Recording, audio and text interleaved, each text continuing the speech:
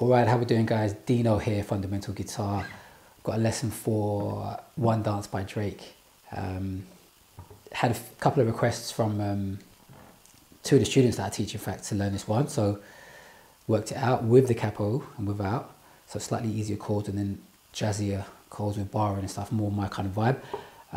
But yeah, for those of you that don't know, I'm a full-time guitar teacher, and the YouTube stuff is really my way of helping as many people as I can. I don't always have time, but I do try my best. I'm always getting really nice comments, really positive feedback, and people requesting songs, obviously, but also letting me know that they've learned a lot. It means a lot when I hear stuff like people have like learned their very first song through watching one of my videos and stuff. So I did a cover for a lesson, for Hotline Bling recently, and it got a really good response. So we did another Drake song, and hopefully that will be helpful, right? So we're gonna go through the chords, the timing. We'll go into a close-up for those of you that need more detail, and maybe at the end I'll talk a bit about the key. You know, how can I play it with different chord shapes with the capo and without. And I also may do another lesson for Conor Maynard's cover. We'll see. All right, so let's start anyway. We're in 4/4, guys. Standard tuning, and the capo's on the 6th fret. Okay, so let's go through. You do 3 chords: E minor for a bar, and then G for a bar, followed by A minor for 2 bars. Okay, so there's 4 bars. That's our 4-bar progression, and that's basically going to be on a loop, just repeating round and round and round those 3 chords, or those 3 chords, or those 4 bars, right? So let's work out the timing. Start from E minor, 2, 3, 4, and 1, 2, 3, 4, and change. G, A minor, 2, 3, 4, and we're staying there.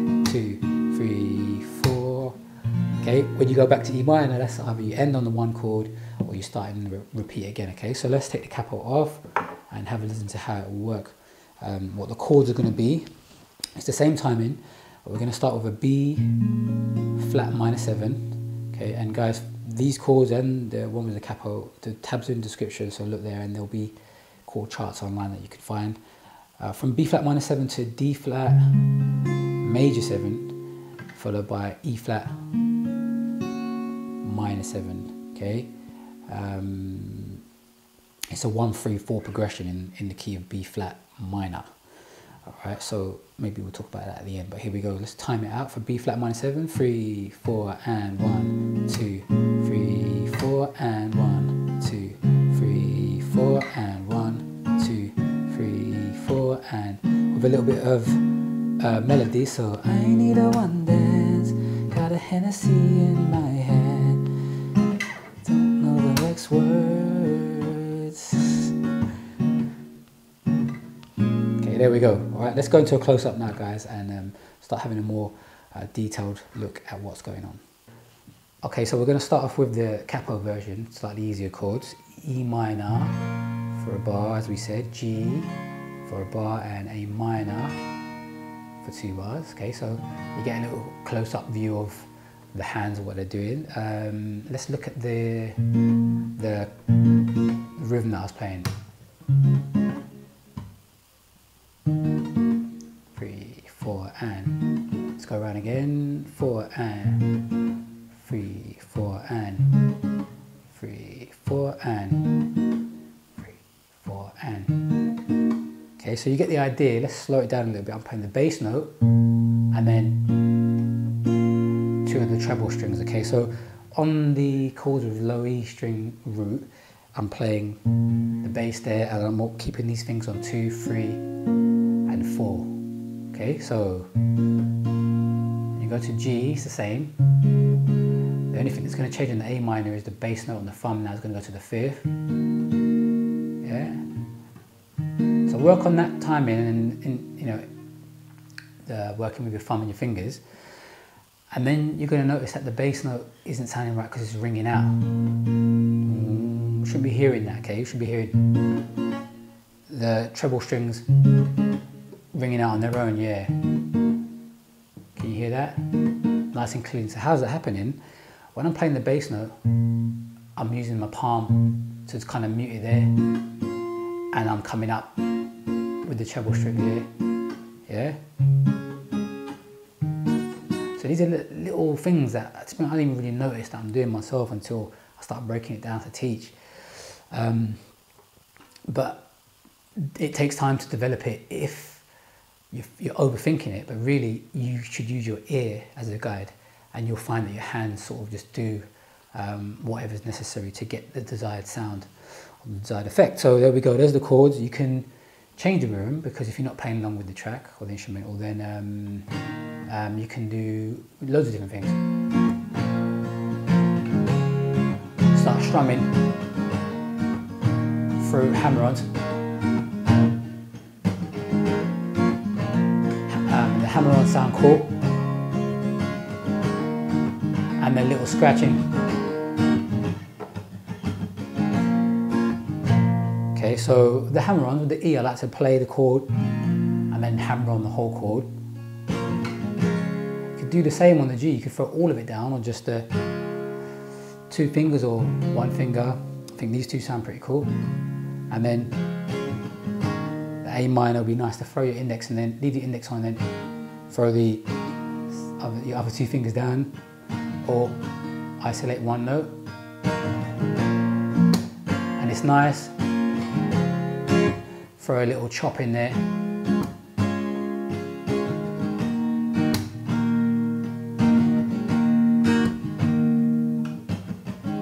Okay, so I'd say, guys, try and work on what your skills allow, obviously, but try and use your ear. Let your ear be a guide to figure out the sound, where the chop should go in. Don't try and figure it out scientifically.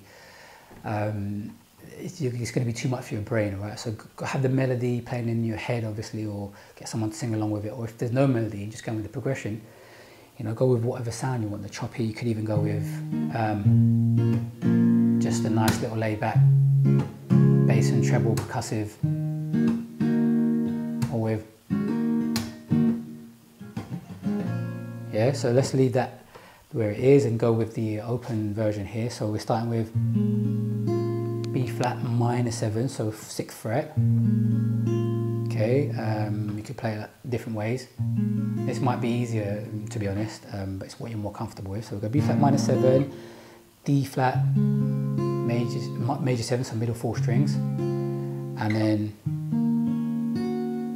F minor 7, and then here you go back to, that might be easier to go back to that grip there. Okay, so you could go with a nice little,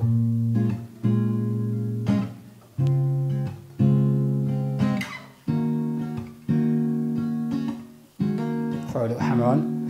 So, I need a one dance, got a Hennessy in my hand.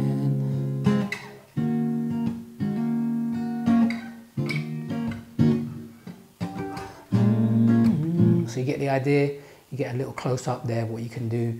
If you want to do more strumming, then I'd say play there. And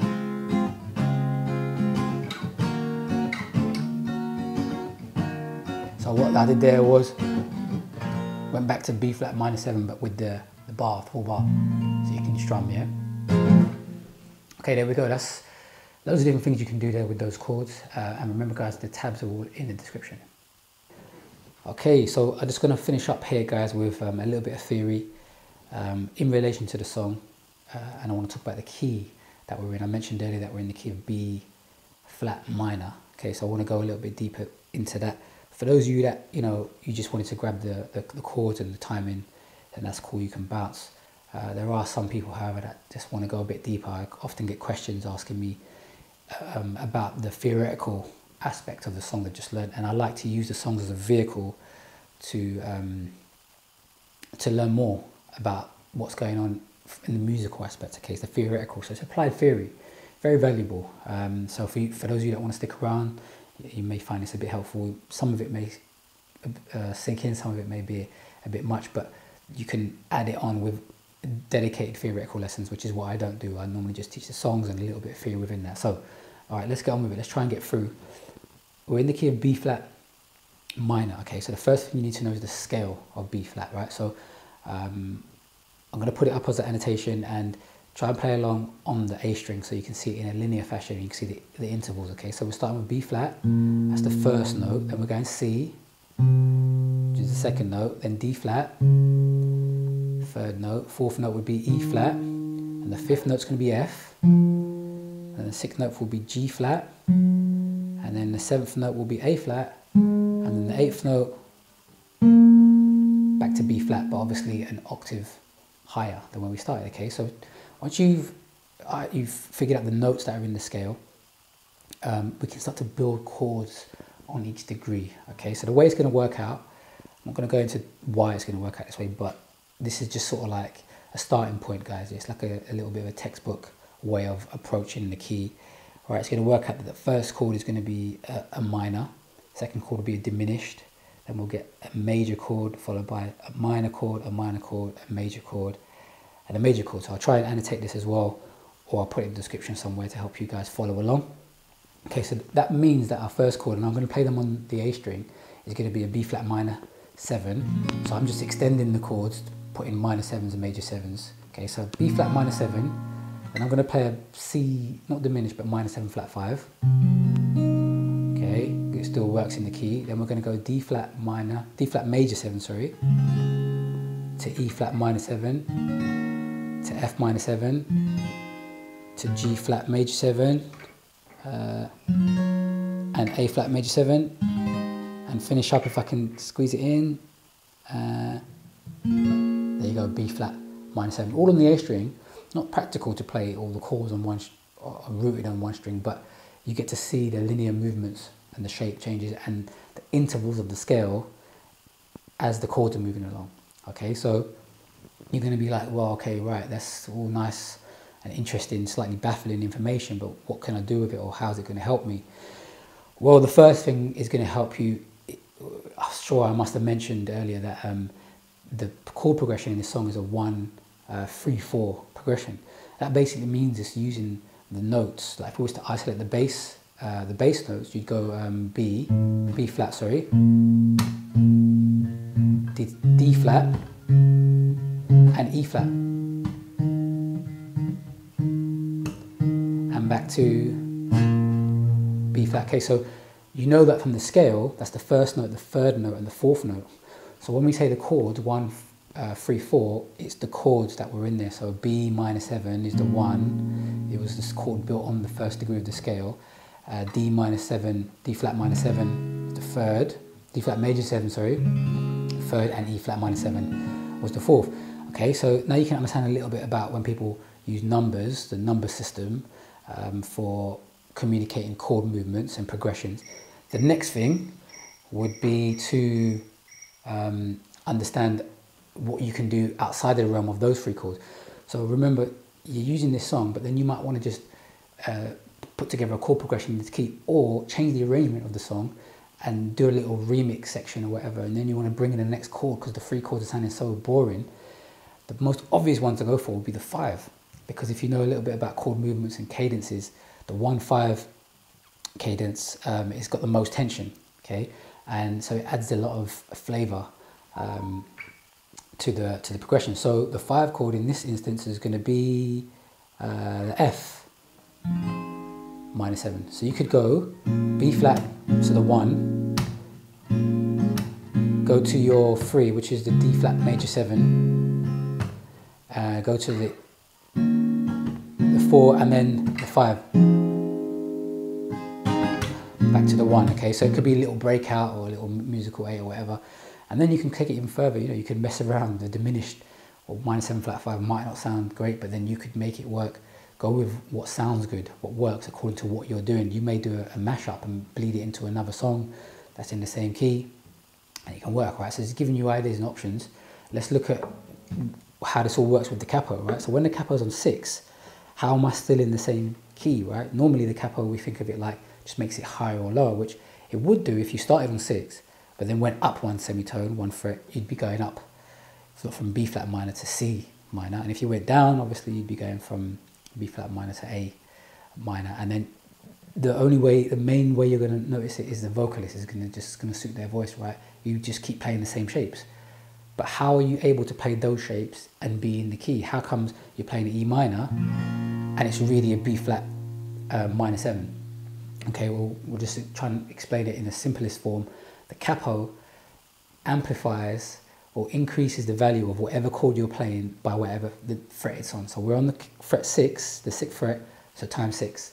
Okay, so if we go for E minor chord, times it by 6, so we go F minor, F sharp minor, G minor, G sharp minor, A minor, A sharp minor, right? A sharp is the same as B flat minor. There you go, you're playing the B flat minor as your 1 chord. Okay, I'll go through the other 2 just to fully exhaust it. Your next one is G. Okay, so G times 6, it will be G sharp, A sharp, B, C, C sharp. Okay, so it's called a C sharp, same as D flat, which is what we're playing, D flat, and it's a major chord, so you're playing a G major, right? Which is really a D flat major. And the last chord, A minor, let's go A minor, A sharp, B, C, C sharp, D, D sharp, same as E flat minor. Okay, so those chords are actually the same as what you're doing in the key. So if you wanted to transpose it with the capo, just move it up and down to make it higher or lower.